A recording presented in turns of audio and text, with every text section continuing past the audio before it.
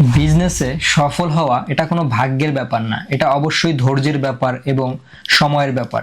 আপনি যদি আপনার বিজনেসে সফল হতে চান, আজকের ভিডিওটি আপনি সম্পূর্ণ দেখবেন। অবশ্যই এখান থেকে কিছু না কিছু শিখতে পারবেন এবং অবশ্যই আপনার বিজনেসকে সাকসেসফুল করতে পারবেন। প্রথমত ছোট থেকে শুরু করুন। আপনি যে কোনো বিজনেস করতে চান না কেন, সেটি অবশ্যই ছোট থেকে শুরু করুন। হতে পারে আপনার স্বপ্নটা অনেক বড়, কিন্তু সেই স্বপ্নটাকে সাকসেসফুল করতে হলে আপনি প্রথমে শুরু থেকে শুরু করুন। আপনি যদি ছোট থেকে শুরু না করে অনেক প্রথমেই বড় ধাপে এগোতে যান, সেক্ষেত্রে সেই বিজনেস থেকে যখন লস খাবেন, পরবর্তীতে আপনি সেই বিজনেসটাকে গ্রো আপ করতে পারবেন না। তো আমরা যে ভুলগুলো করি, প্রথমত কোনো বিজনেস করার আগে আমরা বড় একটা লোন নিয়ে থাকি, তারপরে কোনো না কোনো লোন অথবা কারো থেকে টাকা ধার নিয়ে থাকি। তো এই জিনিসটা অবশ্যই বন্ধ করতে হবে। আপনি আপনার যতটুকু পুঁজি আছে সেটি ব্যবহার করে আপনি বিজনেস করার আগে অবশ্যই চিন্তা ভাবনা করে ছোট থেকে শুরু করুন। যখন আপনি বুঝতে পারবেন যে বিজনেসটি এভাবে করলে আমার বিজনেসটি দ্রুত গ্রো হচ্ছে, তাহলে আপনি অবশ্যই বোঝার পরে আপনি লোন নিয়েও শুরু করতে পারবেন। নাম্বার 2, মানুষের সমস্যা ফাইন্ড করুন। মানুষ যেটা না চায় সেটা কখনোই বিক্রি করবেন না, মানুষ যেটা চায় সেটাই অবশ্যই বিক্রি করার ট্রাই করবেন।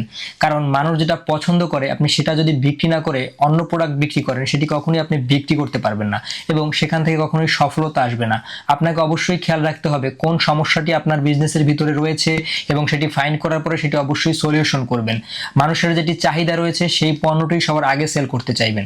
তাহলে দেখতে পারবেন আপনার বিজনেসে অবশ্যই সাকসেসফুলের পার্সেন্টেজটা বেড়ে যাবে। আপনার বিজনেসে লাভ না হলেও চলবে, কিন্তু আপনি ক্যাশ ফ্লো অবশ্যই খেয়াল রাখতে হবে।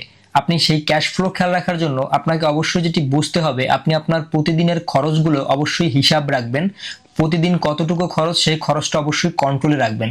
আপনার আয়ের থেকে ব্যয়ের খরচ কখনোই যাতে বেশি না হয় সেদিকে অবশ্যই লক্ষ্য রাখতে হবে। মার্কেটিং সম্পর্কে আপনার অবশ্যই ধারণা থাকতে হবে। আপনি যেই প্রোডাক্টই বিক্রি করেন না কেন, আপনি যদি মার্কেটিং সম্পর্কে ধারণা না থাকে, তাহলে আপনার বিজনেস অবশ্যই অন্ধকারের দিক ধাবিত হবে। আপনি মার্কেটিং সম্পর্কে অবশ্যই খেয়াল রাখতে হবে। তো মার্কেটিং বলতে আমরা কি বুঝি? ধরুন আপনি যেই প্রোডাক্টটি বিক্রি করবেন না কেন, সেই প্রোডাক্টটি অবশ্যই মার্কেটিং করতে হবে। আপনি সেটি অনলাইনেও করতে পারেন, অফলাইনেও করতে পারেন। আপনি যে প্রোডাক্ট নিয়ে কাজ করবেন সেটি যদি অনলাইনে মার্কেটিং করতে চান, সেক্ষেত্রে আপনার বিভিন্ন প্ল্যাটফর্ম রয়েছে, ফেসবুক রয়েছে, ইউটিউব রয়েছে এবং টিকটক রয়েছে। এখন বর্তমানে এখান থেকে যদি মার্কেটিং শুরু করে দেন, দেখবেন এখান থেকে কাস্টমার রেসপন্স খুবই ভালো পাবেন। প্রথমে আপনার অবশ্যই লাভ কম হবে, প্রথমে আপনাকে ধৈর্য ধরে বসে থাকতে হবে। আপনি প্রথম 6 মাস যদি লাভ কম করেন, লাভ বেশি না হয়, সেক্ষেত্রে ধৈর্য কখনোই হারাবেন না। প্রথম 6 মাস যে কোনো বিজনেসের লাভ অবশ্যই কম হবে। যখন আপনার বিজনেসটা ধাপে ধাপে গ্রো হবে, তখন আপনার বিজনেসটি যখন মানুষের কাছে পৌঁছে যাবে, তখন আপনার লাভের পরিমাণটাও বেড়ে যাবে। তখন টাকাই আপনাকে খুঁজবে, আপনাকে আর টাকা খুঁজতে হবে না। আপনি যে কোনো বিজনেস দাঁড়া করান না কেন, আপনাকে অবশ্যই ধৈর্য সহকারে ব্যবসা করতে হবে। ব্যবসার মূল উৎসই হচ্ছে ধৈর্য। প্রতিদিন শিখবেন, প্রতিদিন বদলাবেন। আপনি যখন দেখবেন আপনার বাজার বদলাচ্ছে, আপনার কাস্টমারের চাহিদা বদলাচ্ছে, আপনাকেও প্রতিদিন আপনার প্রোডাক্ট বদলাতে হবে। আপনি যেই প্রোডাক্টটি নিয়ে কাজ করতে চান সেটা অবশ্যই চেঞ্জ করতে হবে। আপনি যখনই দেখতে পাচ্ছেন আপনার প্রোডাক্ট সম্পর্কে সেল নেই, তো সেক্ষেত্রে অবশ্যই বুঝতে হবে যে বাজারের চাহিদা অন্য কিছু। আপনাকে সেই বাজার চাহিদা, মার্কেটিং চাহিদা অনুযায়ী আপনাকে প্রোডাক্ট নিয়ে কাজ করতে হবে।